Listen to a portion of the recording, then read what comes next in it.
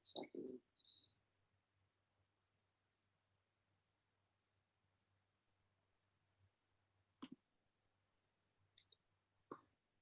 Welcome, dear brother Daniel, to the Voice of the Sacred Masculine.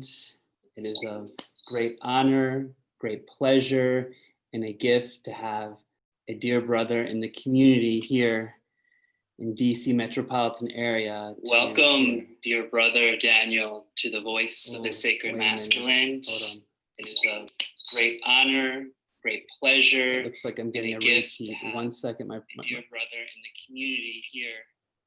1 second. Beautiful technical difficulties. Quite an echo. Wow, I've never heard an echo like that. I got it. I just clicked it off. I clicked it off. Okay.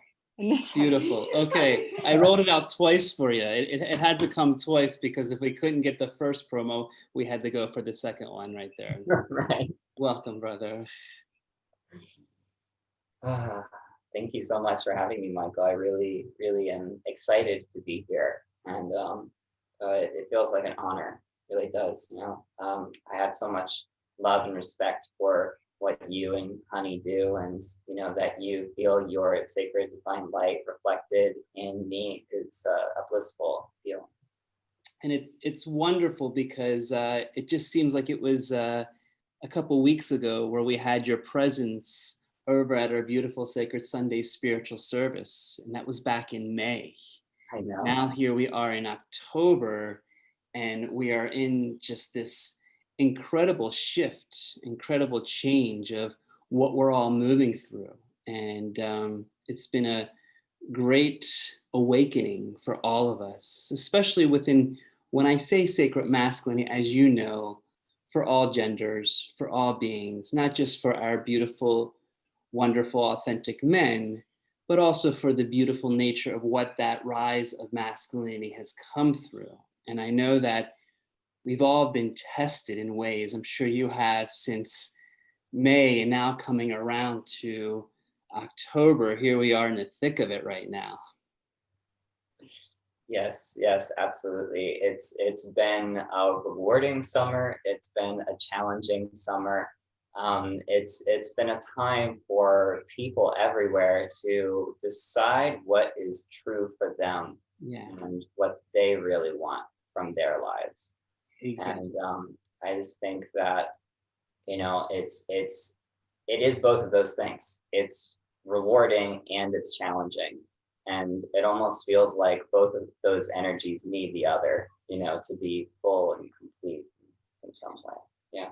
And as we were talking earlier before we went live, I was saying how powerful it is that we chose to incarnate during this time in 2020 and really bring forth what is rising within us and to expand around us. And before I forget, because I want to honor you fully in what I feel has been such a gift for the community, is your great adventure and your great, beautiful gift to all of us in MANifesto of our beautiful, authentic masculinity. And it's been a gift that I've been reading this and really feeling the words and energy behind it. And I just find that when you can be touched by such deep grace through your elegant writing and feel the power behind it, it really is a gift in this time period to share what I feel has been a natural blossom for you to really express from the depths of your heart. Mm-hmm. Yes, thank you so much for that. And I think that especially now, like, many people feel a charge when they hear the words masculine or feminine, because I feel like right after they hear it, they're expecting someone else to tell them what that means. Yeah. And truly, what I did my best to do in the book, and maybe you can reflect this back to me, you know, what you got from it, but I did my best to invite people to go on that journey with me of exploring what their masculinity means to them. Yeah. how they embody their own truth, how they penetrate into the mystery of existence in their life, and really deciding for themselves, what they consider to be true, what it is that their heart most yearns for. Yes, And when I was reading it, what I really appreciated about your expression is I feel you were opening up the conversation. Like as I was reading it, I felt your presence in front of me, to the point that in the second chapter, I even wrote this down because do you ever know, like when you're reading something and then you just read a line and you stop and say, wow, I have to marinate on that for a while. I have to really just sit with this, because in your second chapter, I mean, all of it was just absolutely beautiful. But when you expressed, if I can just decree from your beautiful words, for a man to be authentic, he must discover his true self. He must be intimately aware of his true worth and value.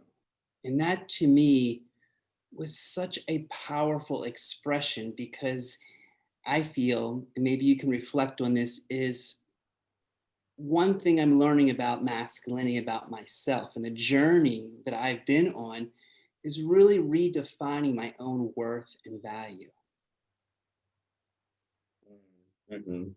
Yeah, absolutely. I mean, it's hugely important. Um, and I talk about that sort of existential place that men specifically find themselves in the world, where um, like a woman, she bears children. She's bringing that like palpable sense of, okay, I'm bringing forth the progeny. I'm actually like holding space for the species to propagate, and that's a kind of inherent value that a woman has to humanity. And men, it's more of like an existential thing where it's like, well, what are my children in my works? What are my children in my words? What are my children in what I'm putting forth, what I'm giving birth to in my creative process, right? And so often, like, it's been twisted in like the toxic version of this that people talk about, where value in essence is like either measured by our volume of ownership, either power over other people, wealth or material possession, or and kind of defining what we're worth, what our value is based on that, rather than something more inherent to our soul, like what we're passionate about, and how prolific we are in our creativity, how audacious we're willing to be in um, doing what we most believe in, and being of service to other people.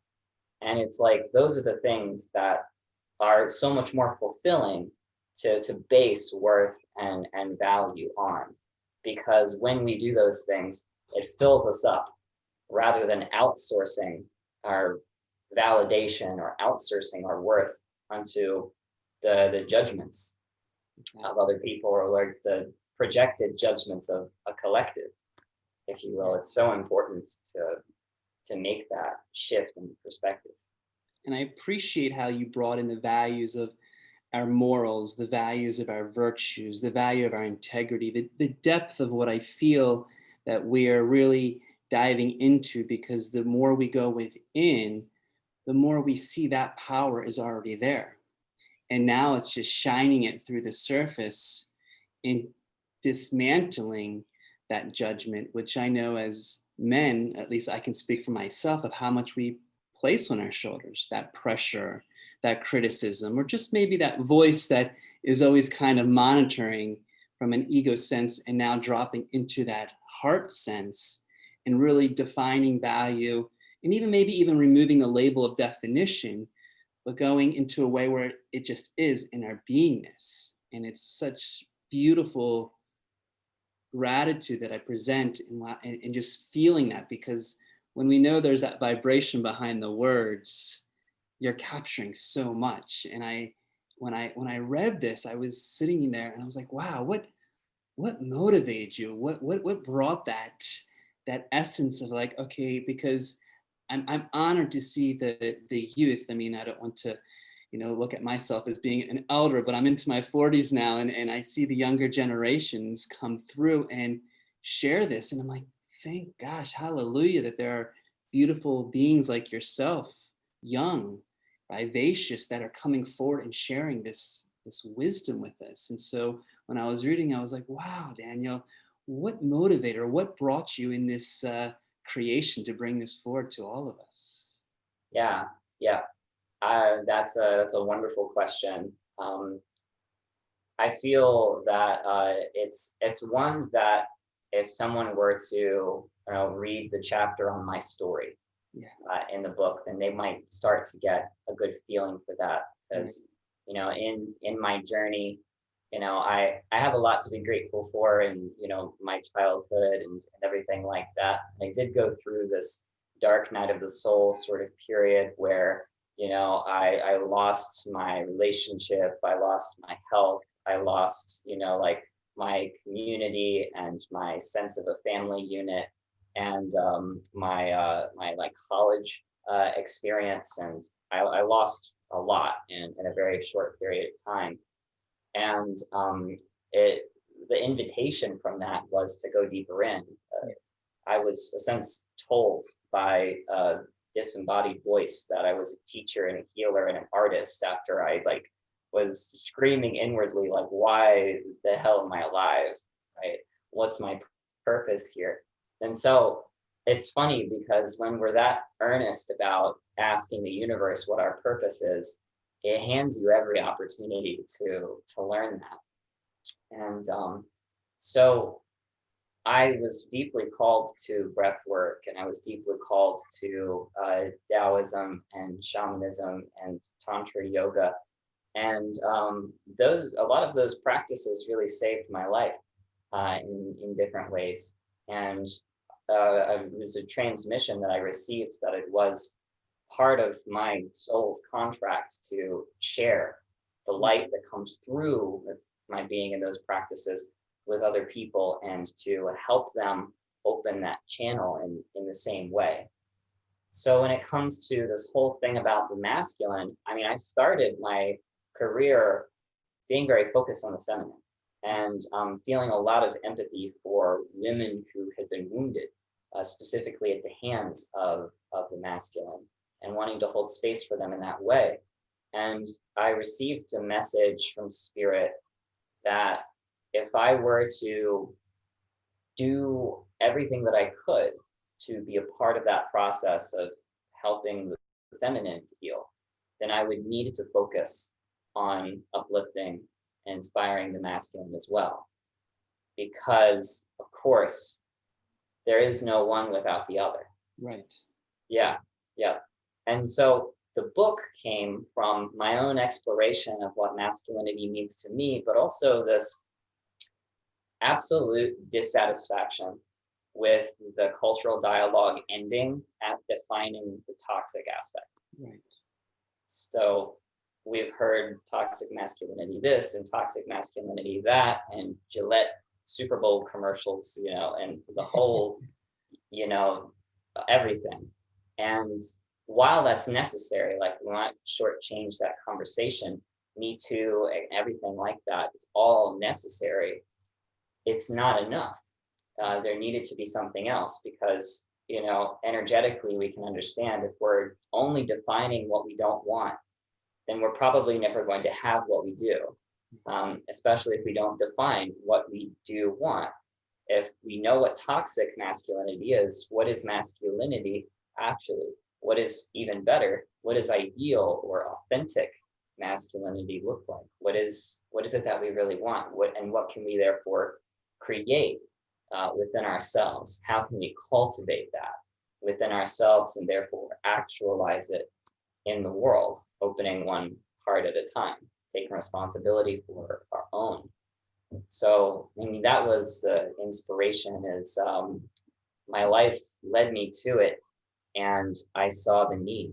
I saw the absolute need for it. So. We are blessed, and I'm happy to hear your story again, because obviously reading it is one area, but when I can hear it from your heart, and for all those that are listening, it's such a gift. And I can really resonate with you when feeling, serving, and sensing the pain, the oppression of the sacred feminine divine. And I feel we've all been placed into areas where we really have to open our eyes large enough to see. And really, what I've learned, even in my own accountability, which I'm still a student in that mastery of really seeing how my actions, how my limitations, and sometimes my narrow lens may not be as broad as where my beloved can come over and really point out to the areas of pain within her. And as much as we sense it and feel it, sometimes we can't be in their shoes of what they lived. And so to be of service and really listen to them, that's what I find as a sacred masculine, to really listen and hear the depths of their pain gives us that ability to really get as close to that experience as possible, because we know we can never be in the creator of the one that has lived 20,000 years of oppression and sacrifice. And really, I thought has helped awaken us in certain elements to see broader pictures, with one uniting the other and both being the reflection, the opposing, the yin and the yang of it. And I can't express how many times I've been brought to my knees of just hearing the power that they've gone through and the struggle, because sometimes I see myself as living in a bubble of what I perceive as devastation. And then we really watch, listen, and learn from our sacred feminine of how they can share and teach what has been happening. Because we're both rising, but we also know in this fifth dimensional frequency that's moving through, Gaia has ascended. You know, a lot of our creators have ascended, and now we are moving through levels where we're dismantling those old programs. So thank you for sharing that, because part of my journey has really been looking at that shadow side and seeing what isn't true to me and how I can really keep going deeper into that sacred masculine. And as you probably know, as a healer, a lot of what is being expressed to us tends to be easier in the feminine sacred divine versus the masculine, which sometimes has that hard nature of expression. And maybe what I'd like to just share and maybe ask as a fellow brother is, why do you feel that us men have that hard time of just expressing our emotion? Or what have you noticed in your journey that has been like, you know, many of us are yearning for that expression. Many of us are looking for that container which the sacred feminine holds so well for us. Yet when we're in our own masculine groups, there tends to be either competition or judgment. And I feel right now many men are really wanting to have that sacred space to express their trueness of who they are. Yeah, I think that's an incredibly important question to ask, and thank you for asking it in such a way that really helps people to understand the full scope of it. If emotions are equated to weakness, yeah, we will never know who we are. Right. Because men, in their search for value and their longing for worthiness, because we at the deepest level want to be loved, yeah, and therefore have worthiness and value. But as men, we want to be strong in order to get there. And we've been told the lie, sometimes by society, sometimes by our own fathers. I was lucky enough not to be told that by mine. But sometimes we're told that our emotions are a sign of weakness. My beloved Melly and I were at the Baltimore Aquarium just a few days ago. And we were sitting down, taking a break in a lounge area. I was giving her a little shoulder massage. And there was a father and his probably 4 or 5-year-old son that were walking by. And the son was upset and he was crying for some reason. And he said something and I didn't hear him. And Melly said, "Did you hear what he said?" And I said, "No, what did he say?" And then he said, "Cut it out with that little girl stuff." Wow. Yeah. And so when we're not around that reality, it can be surprising and abrasive when we learn some of those things. And you know, that was just what came out in a public aquarium, right? Yeah. What are all the things that were, children experience, behind the scenes, and potentially well-meaning parents who, want to prepare their children for the harsh realities that they might face or what have you, or simply unconsciously passing down programming from generation to generation. But if we are told that in order to be a man or be good enough or whatever, we have to shut off a certain part of our experience, it's to our weirdly evolutionary advantage to do so.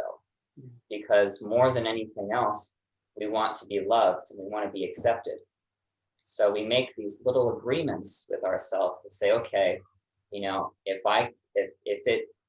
this is what it takes to be accepted, then I won't feel my feelings. This is what it takes to be loved, then I'll bury down my sadness and I'll bury down my anger and I'll bury down all of these things, and it just ends up welling up inside of us before they eventually come out in very unconscious and probably destructive ways. And instead, we can't really know our truth and we can't be creative authentically if we aren't connected to those emotions, if we aren't connected to how we most feel. If we're repressing sadness and we're repressing anger, then those are in effect blockages to loving as deeply as we can too. They're blockages to expressing our truth. And so as long as masculinity is considered antithetical to emotional vulnerability, then we'll be at a miss to what it really means. Yeah. Rather than seeing strength, or rather, if being vulnerable and being authentic, even when it's uncomfortable, especially when it's uncomfortable, can be seen as a reflection of strength, then we can be moving in the right direction. And there will be incredible amounts of creative energy that is released as a direct consequence. Beautiful. Well said, brother. And, for those that are not in this area, when one is placed in your presence, that heartfelt conscious energy is felt. And that's what I really love and appreciate about you, because there's this grace and really reverence and dominion in the expression that's coming forward. And that expression is really felt when we come from our feelings and emotion. And that is through which we know is our heart. And there is that shift where we're moving from that mental body, which is important, which drives the car. But when we express from the heart and we feel that energy and we feel just the presence of one in our space, in our room, and just in the dialogue that we can share, that it's really opening that heart and allowing that to be expressed, which I feel sometimes men are a little overly protected because they put so many walls around their heart, because like you said, sometimes we've been deemed as don't cry, that is a weakness, or stopped, this is not the right time, or even will you be accepted, because the old program is sometimes we put so much energy of how people view us versus how we are viewing ourselves. And it's powerful when we can have that open dialogue about emotions, energy, and motion, and connect to the feelings that at the end of the day, like you said, we want to be loved. We want to be heard. And most important, what I feel as a beautiful quality of the masculines, we want to be seen. We want to be acknowledged and recognized. And I'm moving through that in myself, of how much am I recognizing myself, acknowledging myself as that old paradigm of the wounded healers moving out, because how easy is it to give so much to others, and then start to place ourselves first without feeling ashamed or guilty, right? Mhm, mhm, mhm. Yeah, 100%. And it's something that, when I think about like all of the different aspects of, these issues and this conversation, it's exactly why, like, when someone asks me like what authentic masculinity is, I say that it's a paradigm shift Mm, from masculinity being something that means a domination over others yeah, to a dominion, like you said, a dominion within oneself. yeah, Because if we don't have an inner life, then especially nowadays, we'll be distracted everywhere else. And it'll be easier to ignore the fact that our heart is less open than it can be. Yeah. So to really decide and commit to practice opening our heart is probably the most important thing that any human, man, woman, gender neutral, non-binary human can ever do. And I love the way that you speak to that and talk about it. It's so very true. Um, for every aspect of our lives, whether it's the people who we're sharing time and space with in relationship, whether it's the work, that we devote ourselves to every day, whether it's just how we spend time with ourselves. yeah. Yeah, slow Thank you, down. Dylan. Thank you, because it's funny how we share this in the back of my heart. I was getting ready to say, so what do you feel authentic masculinity is? And then you already shared it. And then as soon as I was like, I had this beautiful opportunity, what would you say to a man that's just awakening? What would be your greatest advice? And I feel you just said that, in opening our heart, we open the veil of the infinite potential that is here to be shared in this world. And as you probably feel already, that veil is becoming thinner and thinner, let alone it being October and moving toward our beautiful days of what's before us. But that veil is becoming so open that it's an invitation for us to feel that divinity within our soul and connect to what wants to come through us and allow the trueness to really be enlightened, because we are here as light bodies and we've come in at such a perfect time. And I love what you said about shining that light, because I really feel that is our mission right now, to hold that vibration and frequency as high as possible, to maneuver through the distractions, through the areas that may want to pull on your field, on the lovely things that are happening in the muck of 2020, and what I find the greatest awakening to humanity behind the scene.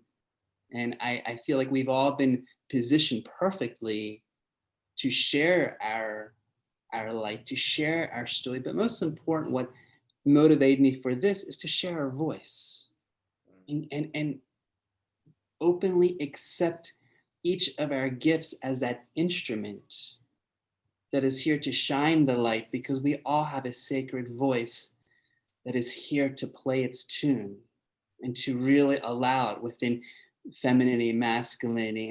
And I'm just honored that we can have these open dialogues to help others, inspire others to open this voice. Because I know for me, I had a hard time appreciating my voice. I didn't like how I sounded on video. It took my beloved help me on camera. She's still doing the technical parts, but just the seeing myself and allowing myself, and maybe even recognizing we have to go through that too, right? Mhm. Yeah, yeah, and it's a kind of shadow work too, right? I mean, what do we mean when we say that word? It's the parts of ourselves that we don't see. Right. Sometimes it's the parts of ourselves that other people see very clearly. Mm, Feel that reflected back, like it takes the courage to lean in. yeah. It's something that, you know, um, I say this sometimes, and it gets a lot of different reactions from people, but we all have a responsibility to become a better version of ourselves. We have a responsibility to face and integrate our shadow. We have a responsibility to be engaged in an active process of our own soul's evolution. Because not only do we need it, to cut out unnecessary suffering and just feel more love, but the world needs that too. Yeah. The world needs as many people committed to that process as possible, because we are living in very uncertain times. I mean, that might be the best word to use.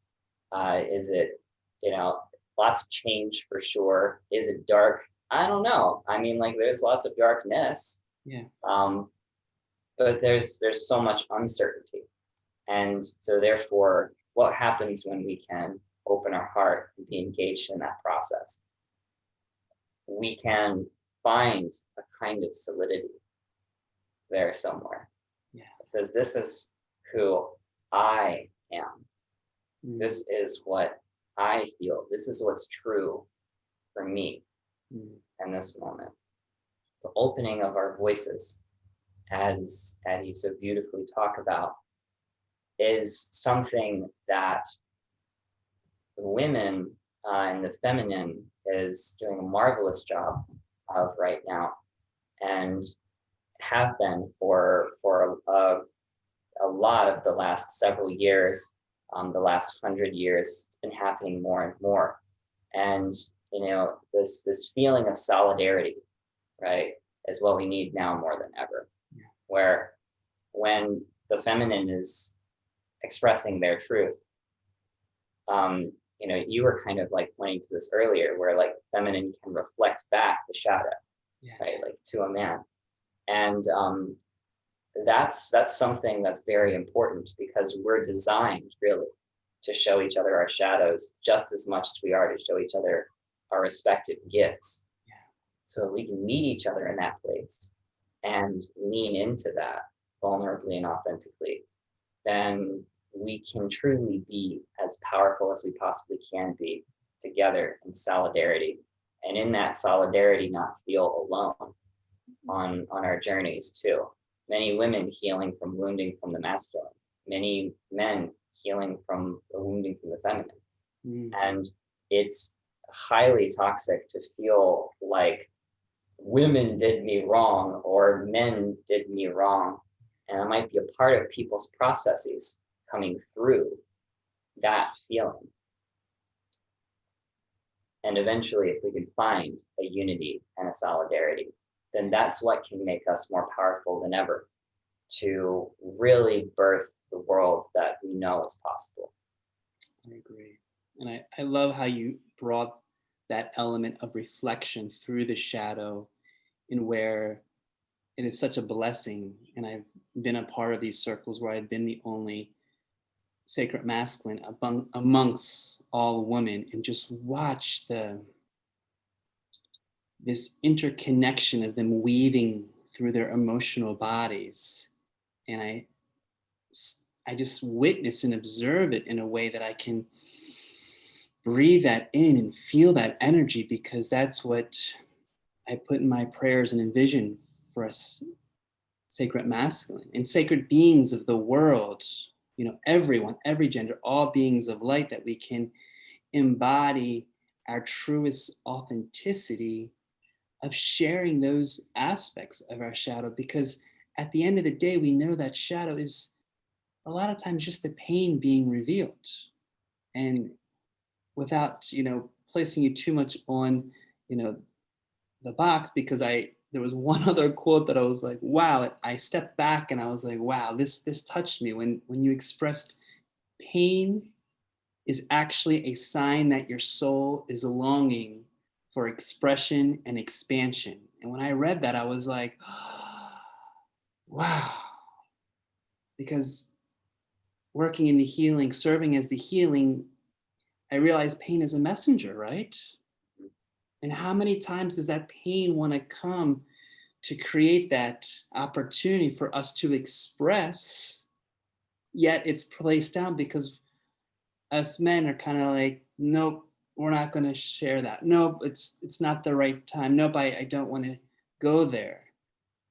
Yet in that ability, the expansion of it, that to me is a whole other dimension that opens up another door, right?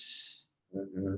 Yeah, yeah. It's like the lobster that's outgrowing its shell, and the only way that it can continue to grow is if it sheds and is kind of mushy and vulnerable for a while, right?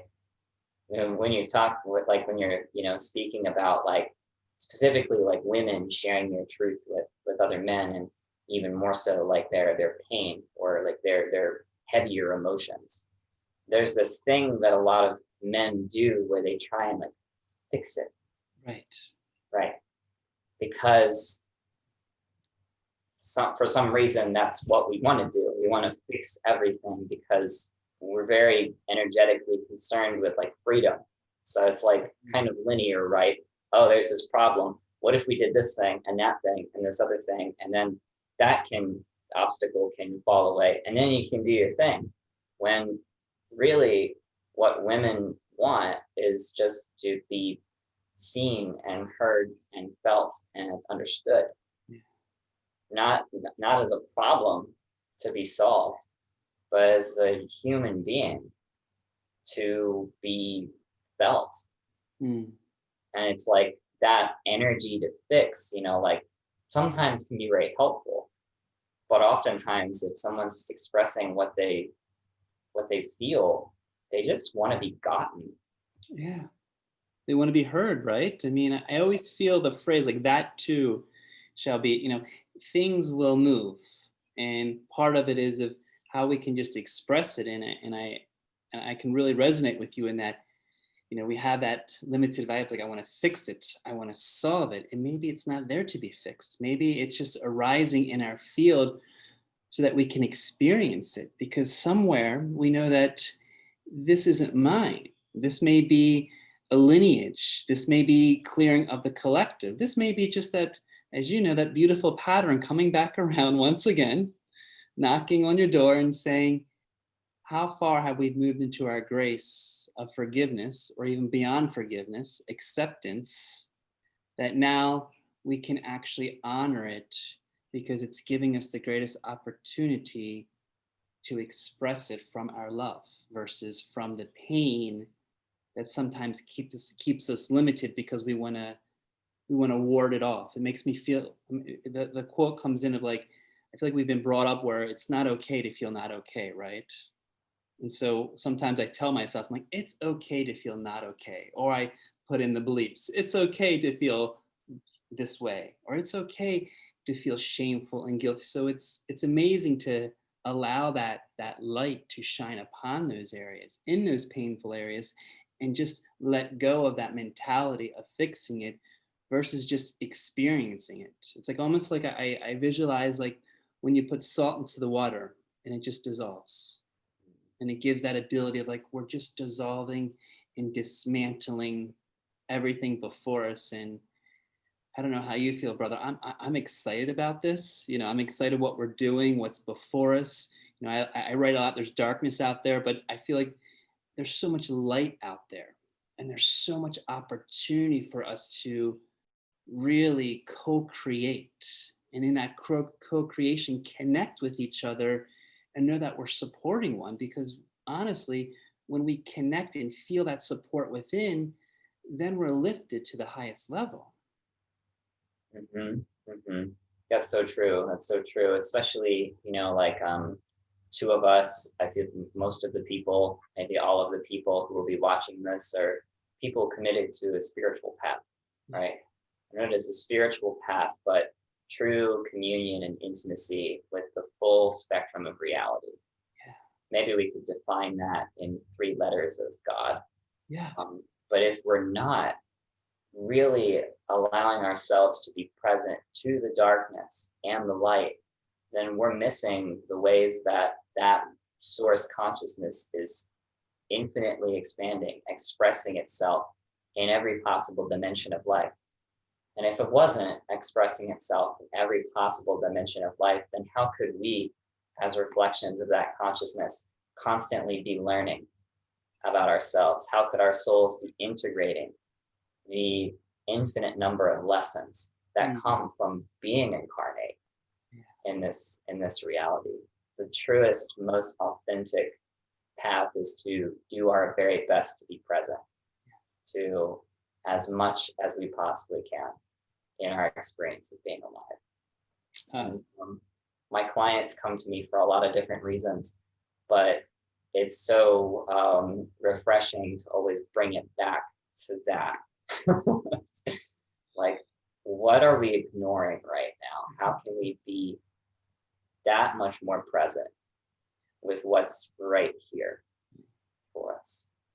And it's beautiful. I find that being present is one of the tools that I've been really using in my own authenticity, because I keep reminding myself, when we're not caught in the past and we're not putting our mind toward the future and we're in the present moment because it's all one time, then there's nothing affecting us. When we're in this present moment right now, there's nothing that's coming in and taking our breath away, let alone those that I know that are suffering in deeper, greater elements. But that presence to me is, I feel, as easily said, and this is coming from someone that lived in Mexico for 10 years, so that presence was like everywhere in every corner. But where we live in the mid-Atlantic, and those that are in big cities, of diffusing that busyness with our own being of presence. As just yesterday, I sat in a park and I thought, I just want to sit in the park, stare at the clouds and not even think, and just feel what this reality is before me, so that the distractions of what may be pulling me in other areas that we all see can diminish, because the presence in what, I don't know if you feel, there's so much. I mean, I feel it in these golden rays of light. I feel it in this energy that's really blasting our planet. And if we can, of course, honor our shadow side and what comes up, yet be present to that light of love, that light of God that's pouring on us in this great ascension, I keep reminding, how can I be present more often and then be from that presence, from one step to the next step, which is almost like it's a game. It's really a game when you think how overstimulated we are, right? Mm-hmm. Mm-hmm. It's so true, especially now. We have supercomputers in our pockets. Social media, the platforms that people are watching this broadcast on right now, are designed to siphon as much of our attention as possible onto ads that we might spend money on. Sure. It's never been more challenging to stay focused on presence and embodiment. And that's also maybe a weird blessing in and of itself, because it's never been more important to be present and to be committed to embodiment. Exactly.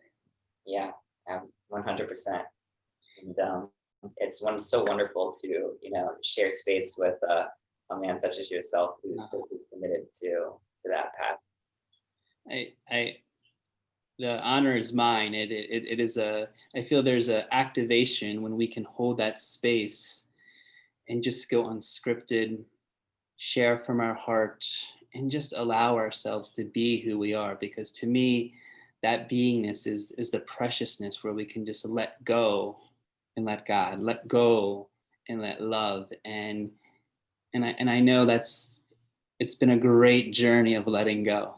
You spoke about in the beginning of the loss, and I feel like sometimes we as beings have to really go through so much loss, which is an illusion of its own, because really, I say this very simply, but we're just kind of borrowing everything right now, like these bodies, these clothes. We're just in this beautiful life experience that goes through so fast, that to let go.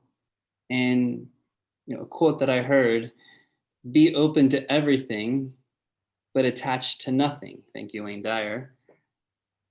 Like, let it all go and see where is it within us that are that those attachments are we're holding on to, because isn't it true that those attachments are almost those pieces of suffering, those areas that we've attached and cling to so much of the personality, the behavior, the characteristics, which we're transforming in our elegance, but to really let that go in a natural state, however that is in our beautiful life, because we all know that some have signed up for the most heroic, some have signed up for just holding the space, others have come through, and I bless them every day for what they have to feel, because it's the contracts that they're sharing through their life. But that letting go process, to me, is one area where I thrive of seeing how I can be an example of that, so that it doesn't hold me back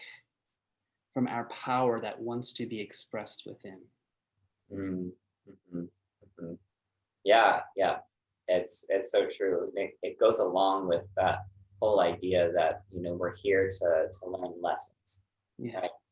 It's almost as if to learn what and who we are at our essence, we have to do so through the loss of attachments that are not the essence.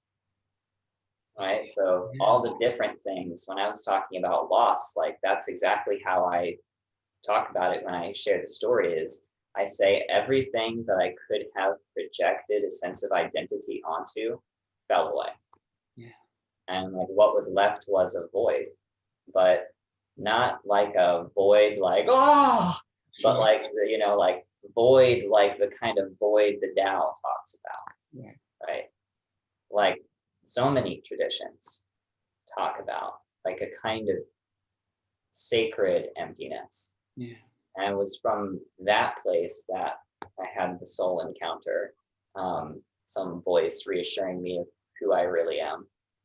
And how'd that feel when that voice came through? Because I love those sacred moments that come through. It's like those little cream puffs that are like, oh, can you just hold me in that space a little longer? When that sacred voice came, how did that make you feel? What was that experience like? Yeah. Well, what it said was, you're a teacher, you're a healer, you're an artist. Yeah. You're a teacher, you're a healer, you're an artist. So in a way, it was like jarring, because I wasn't expecting to have an experience like that. And in a way, it was like, because I was living in absolute uncertainty. I didn't really know what was coming next. I had tried to do a lot of different things, and I had to totally surrender to and let go of what I thought was the next best thing to do, and just surrender to this idea of like, well, what does that mean? What does it mean for me to embody those things? And in a way, it gave me more full permission to actually partake of a journey that I did feel a prior calling to explore some of these routes and paths of spiritual embodiment, to share just my truth, what wisdom felt really present for me and in that moment. And it's been a process, like I share the story as much to inspire other people, but also to remind myself that it's a process for me to continue learning and expanding what it means for me, to embody those qualities and those archetypes, and deepen the embodiment of them, my expression with and through them. So it felt like a lot of different things at once. Thank you. I appreciate that, because there's that art of surrendering, and it's amazing when we can surrender, how that gives us that ability to allow, give us this ability to accept, which moves in that state of being. And sometimes there's this misconception in the old paradigm of masculinity: when we surrender, we give our power away, versus when we just surrender. And I'm, again, reminding myself, when I'm in those vulnerable moments with my beloved. And I just want to say one more thing. And of course, I put my foot in my mouth and say something that just, I could easily just surrender at that moment and listen without having that mental egoic frame that is still working its way through in the shadow, just to accept what is happening. Because when God's grace comes through us, I really feel it's our biggest gift that each of us have, to connect every day if we are open to that. And that's what, when I feel sacredness, sacred feminine, sacred masculine, sacred Mother Earth, it is that divinely connection, that we are this portal, this conduit that wants to come through us. And I keep reminding myself,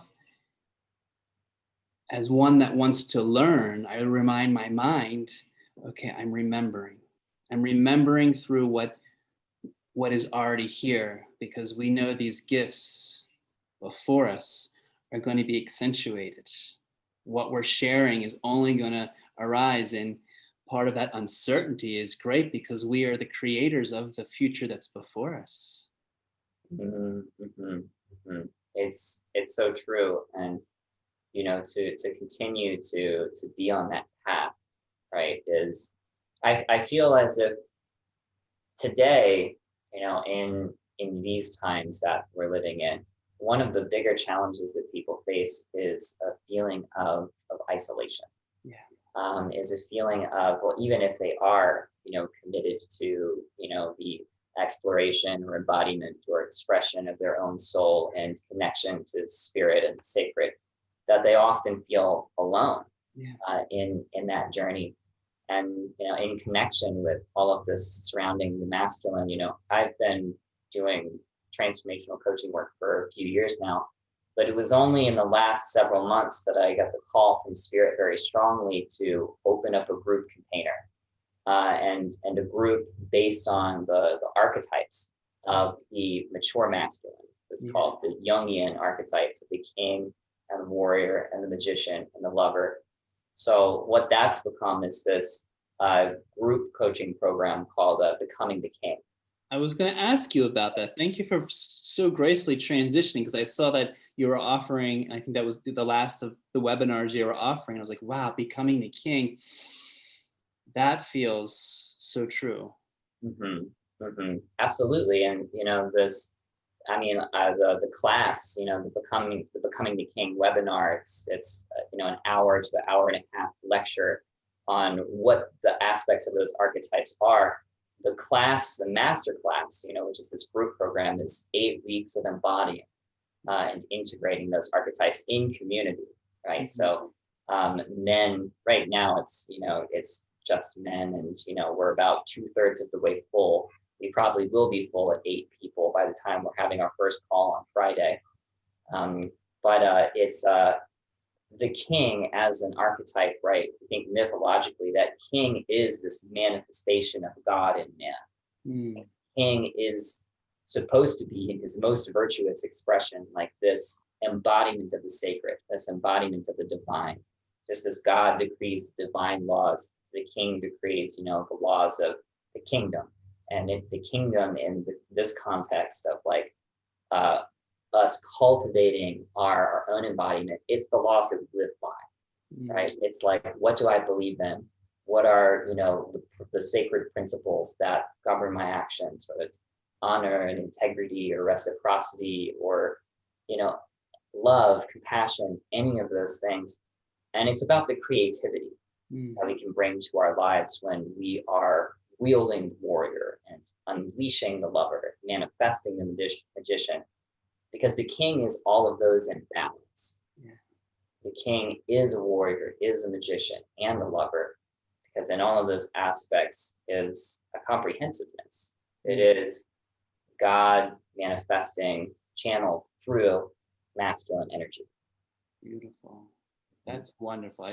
Thank you for expressing that, because I love to hear all those elements of, really, I feel like it's our multidimensional aspects of ourselves, right? And we're refining those multidimensional selves clearer and clearer as we dismantle that shadow side of us and recognize the trueness of who we are. And it's Yeah. beautiful, because there's this feeling when I watch King Arthur, or when I go back to the days of kingmanship, of course, limiting the old dark ages of what they were, but just the embodiment of the magic that's there, because the magic expresses something beyond our reality that we see.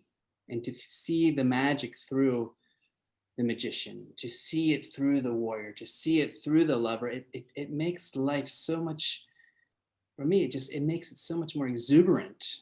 Like, even when I see you with a beautiful tapestry behind you, like, that's magic. It's like speaking to me and like whirling, because the energy that you're emitting is one aspect you, but then I also see your guides and energy behind you sharing what's moving through in a cyclic way, because that's the magic, when we can open this up in our greater portions. And I'm so happy to see that and hear that, and to honor what you're presenting, because I feel this is what many are really searching for. What many are becoming curious to look within themselves, because there is a lot that's happening that's great out.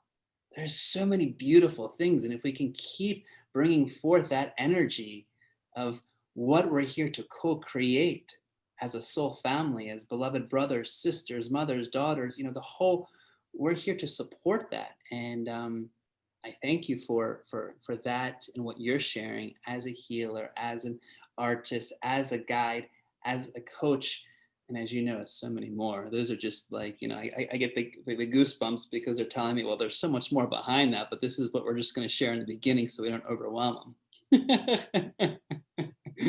True, that's true, and I've had so much fun on this episode. I will return to your series as many times as you'll have me. This is Thank you. so much. Thank you. That's what I'm opening to, because I started just to do it twice a month. I try to do it every other week, but we're trying synchronizing it with our divine couples. And I know that it's important to just to really reflect of what's happening, and to share the great things that we're all doing, to really shine that light for our collective.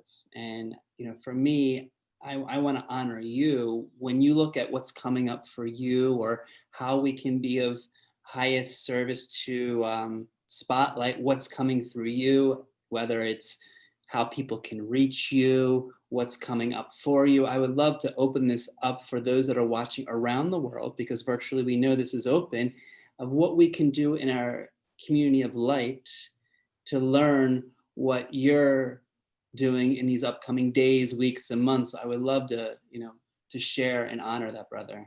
Absolutely, thank you so much. I sincerely appreciate that. There'll probably be a link from wherever you're seeing this. You can find me on Facebook. That's where I'm most active. On Facebook, I'm Daniel Wilson Jr. I'm the Daniel Wilson Jr. who looks like this. or this is that, a good one too.